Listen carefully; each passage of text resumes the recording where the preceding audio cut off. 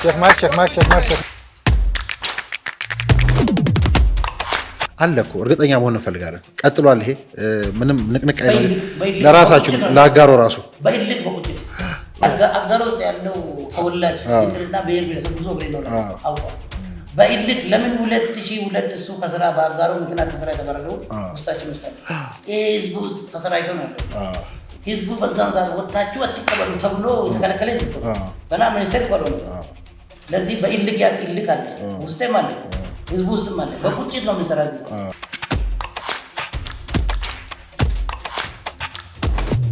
አንድ አምሰምረት ጠቅላይ ሚኒስትራችን በዛን ሰዓት አልካ ሚኒስትር ሳይሆኑ ኢንሳ ዳይሬክተር በነበሩ ሰዓት ወጣቶች ማዕከል እዚህ በሀገር መከላከያ ሰራዊት አስተባብሮ ያሰሩት ነው።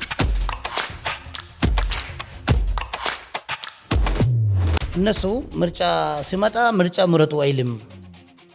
ይሄ ሰው 2007 እንግዲህ ገና ሪፎርም መንግስት አይ ወያኔ ነው። ለዚህ ሲመጣ እነሱ የሚናደዱበት ይሄ ወያኔ ምረጡ ብሎ አቅም። ስለዚህ ይሄ ሰው ጠላት ነው። እኔን ምረጡኝ እንኳን አላለም ነበርኩ አይልም አላለም። እሱ አቅ ነው። እሱ ከምርጫም በፊትም ከምርጫ በኋላ በልማት ላይ እንገናኛለን ነው አለው።